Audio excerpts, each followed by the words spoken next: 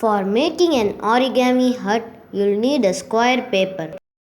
Fold the paper from one side to the other side. Unfold it.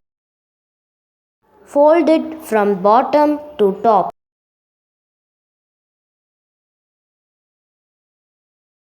Unfold it. Fold the sides to the center crease.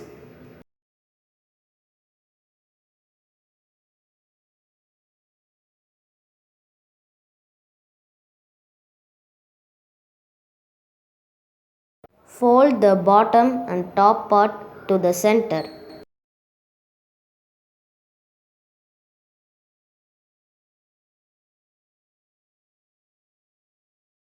Take the top part and fold the flap down like this.